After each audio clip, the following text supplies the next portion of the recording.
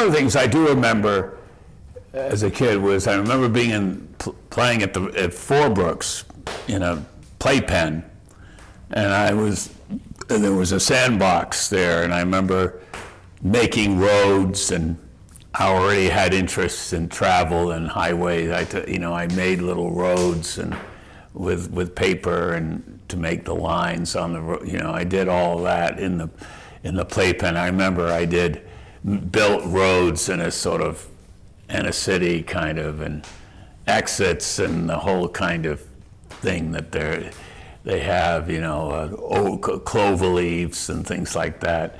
I made a kind of a road network, in the sand. I do remember doing, and anyway, that's one of the things I do remember early as a child. And also, I remember the duck pond distinctly. I remember Petey Perkins was sitting in her chair, and she watched the kids that were there, and we used to play, and I used to swim in there, and that I do remember. And there would be tennis matches at the tennis court, that kind of thing. And I also remember too another thing, when I was getting organized in Little Forbrooks, and the thing that I remember is that I had my own place, and that was a positive thing, that I had my own quarters.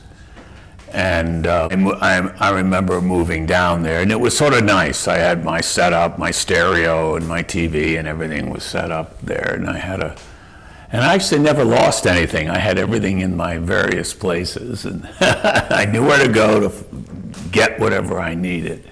So it was good that way. And actually, that was before Nene started coming into the house and taking stuff. That happened after I ended up having to move into the main house, and because the family needed money for rental things, and that's when everything kind of changed. But anyway, financially, that was the situation. They needed the money from Little Forbrooks, and the responsibility. I was doing the farm. I hayed. I remember mowing, and my father did some mowing, and we'd switch. I would do the mowing, and then he'd bale. I'd mow, and then I'd ted the hay out, and then I'd rake it, and then he would bale. And then we'd gather help in the late afternoon to throw the hay we did square bales in the beginning. And then we eventually got a round baler, and that's when we hayed over at Marion Father's on that property over there. There are some pictures of me baling over there. There's some. I think we did it for about 5 years. We baled over there. It was,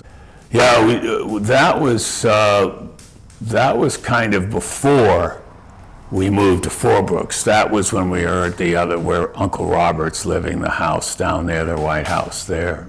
That's the little story. I remember when I was baling, it was a hot day, I remember after baling a round bale, I baled about 50 bales or so, and then it was sort of 2 in the afternoon. I decided I was sort of thirsty, so I went down into Stockbridge, and the place that we have breakfast, that was a store, it was a grocery store. It was Nee James Market is what it was.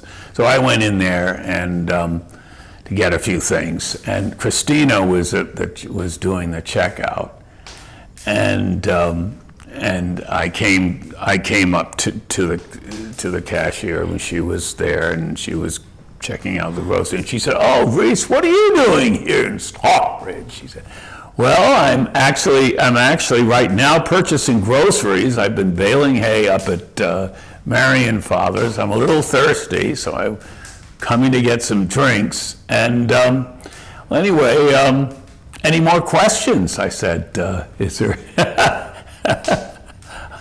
I didn't have a pass. I forgot to bring it. I didn't bring. And she just changed the subject. She didn't respond. But anyway, that was one incident I remember. So, but we used to bail up there. We had it up there. We did that Marion Father's play. We did our bailing there for about 5 years. We did that. The maple syrup, we did that at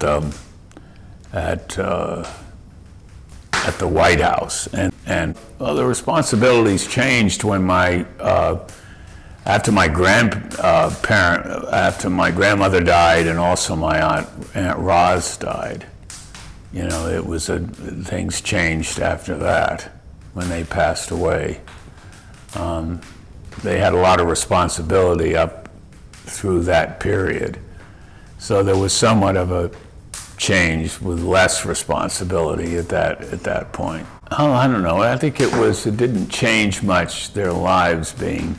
I think they did their big gatherings. They had big dinner parties, and they had people over, and they did that. And they also, you know, my dad did help me with the haying some then, until he then started the Outward Bound. And I ended up doing a lot more of it. My responsibilities got bigger that way, and my mother too. She lent on me more since when he was away a lot then.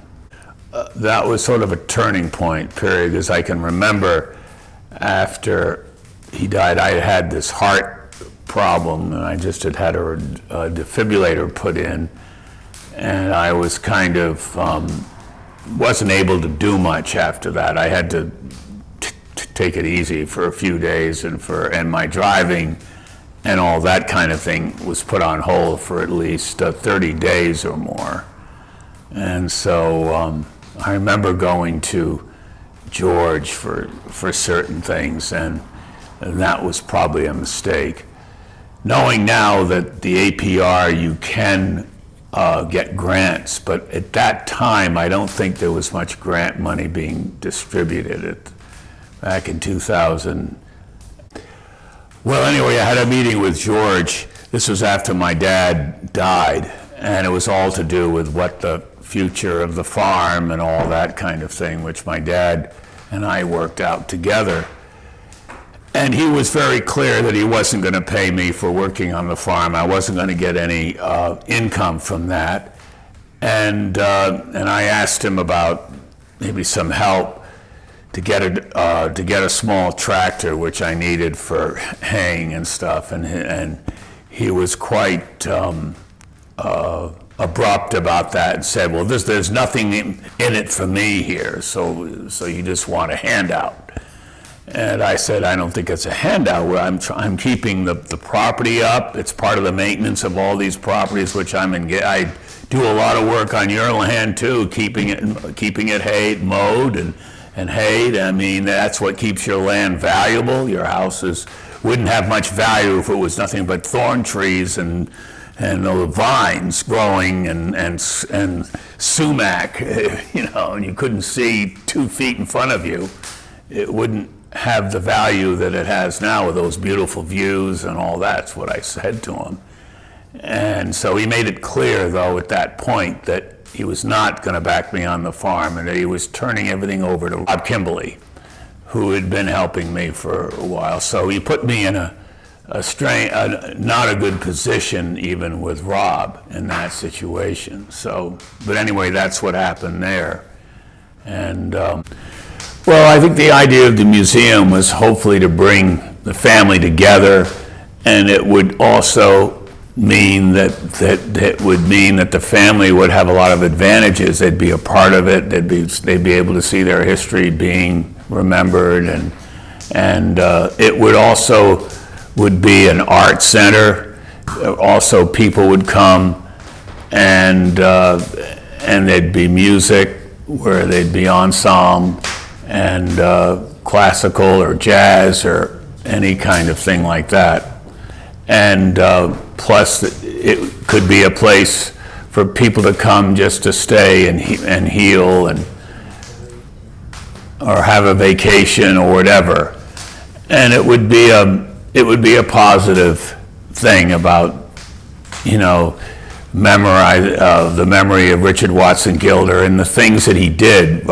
Senior, Richard Watson Gilder Senior, my great-great-grandfather, who started the Century magazine in New York and really did change certain political things in New York City in regards to getting better housing for people that were in housing that they weren't keeping up, and he insisted that there should be a standard for public housing in New York. And you know, he was important in that regard, and so that was some of the things that got me to think that it would be great to have a museum. It was definitely and the unity of the family, which definitely needs to happen.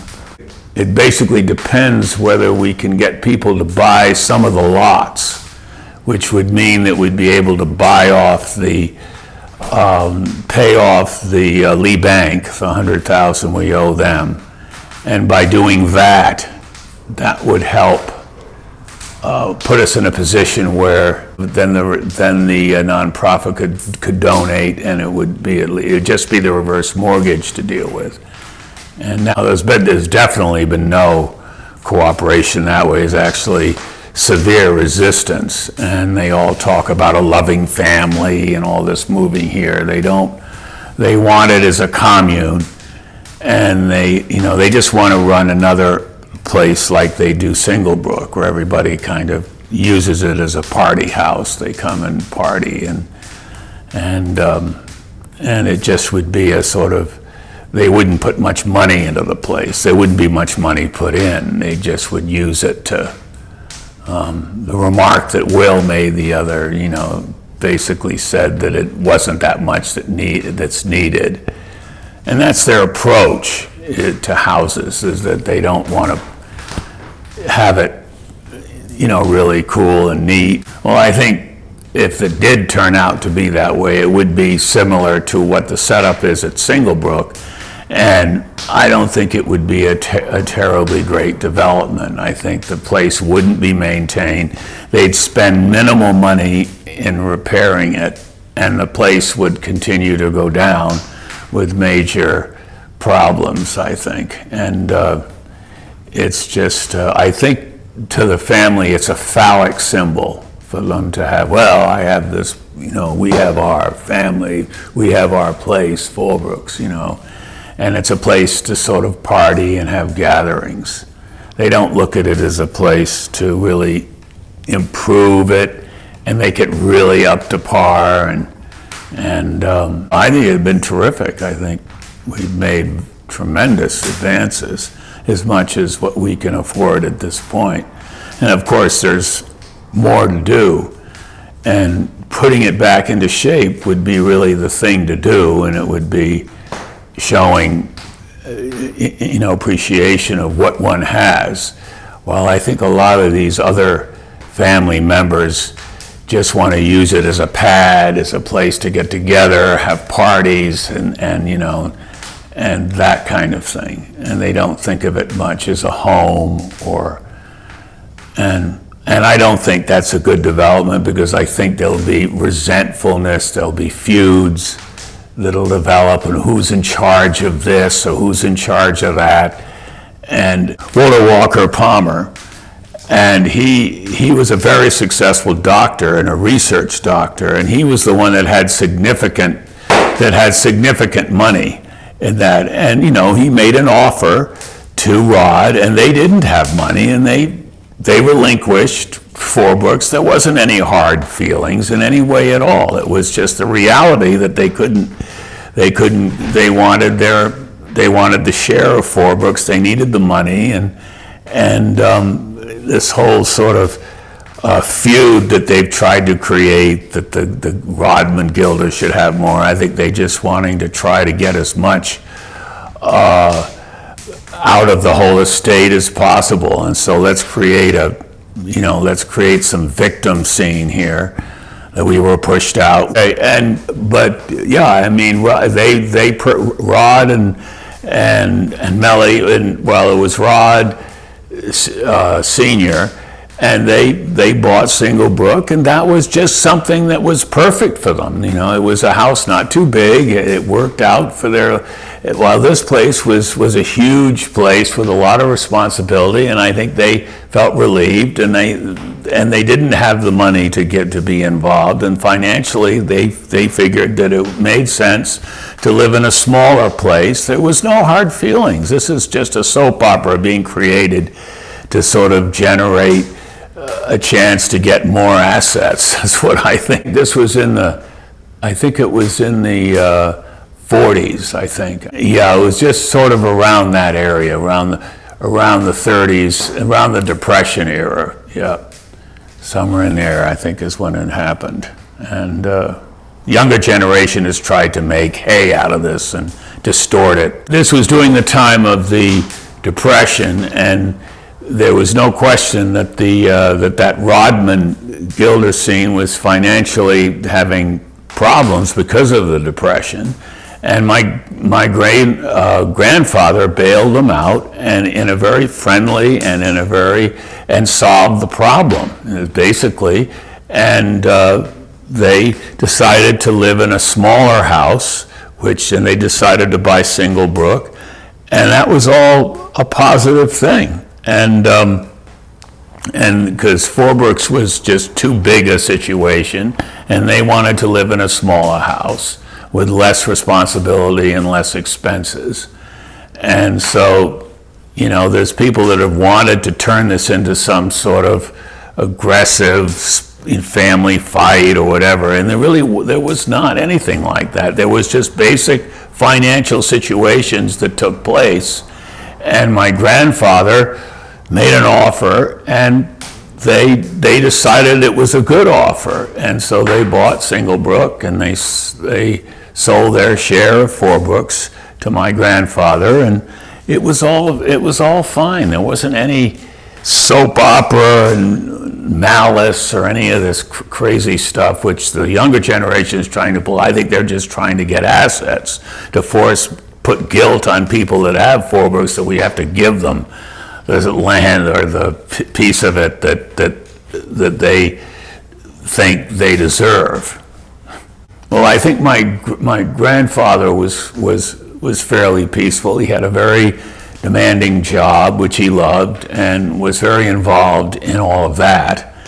And I think my grandmother and aunt my aunt was fairly content. She had her theater that she worked in, and she used to go up to Roz's barn, and she'd get away from this sort of scene, the center here at Fourbrooks, and she'd take a walk up to the barn, and she'd spend most of the day up there. Ma Cheka was more involved in running of this house and doing things here, and was kind of more involved with Hailey and Kay and all the sort of ins and outs of that issue. Yeah, my father was very fond of the place, very close to it. He felt he had a good relationship with his dad, and that's the thing that he always stressed to me, that's what he thinks about whenever he's down here. He thinks about his dad, and it was a very positive thing in his life. I think, the museum, I guess, is probably the best way. Whether it comes off or not is still yet to be seen. I think certain things have to, I think if we could sell, a couple of the lots, that would help. It would be a good move, positive move for the place, I think. And the positive side is a family would be able to benefit from it, and it would be a unifying thing. It would bring people together. I believe the best thing for Fourbrooks now is that we do make it a museum, and it would stop the fighting of the family and the feuding that's been going on for several generations, and it would mean that people in the community would benefit. They could come and see the history. The family would benefit, and it would bring people together to see their history and learn more about their background, and it just all would be a much more positive thing, and we wouldn't have this feuding, and we wouldn't have all this backstabbing and whatever that's been going on here for years. And I think having it open to the public, having a museum where there'd be art, there'd be music, classical music, some jazz, it would be just it would be really good. It would benefit the town, and it would really solve the problem. I think Forbooks could turn into the issues that my grandfather worked on doing when he started the Century in the political scene. He did very valuable things about housing and had a lot of influence in the community about that. And it could be we could have debates, political debates about issues. And I think there's a lot of positive things that could be occurring here with it being open to the public, and that would be a major thing that could happen as well. My great-grandfather, Richard Watson Gilder, and my great-grandmother, Helena Decay, would be very proud of the fact that we're making this a museum, if we can pull it off. And they would be, because it would show the appreciation of the things that they did. She really was a good artist, and she did a lot for women by getting women involved in the arts. And I think they'd be proud of the fact that the family was taking their property and turning it into a public place where people can do art and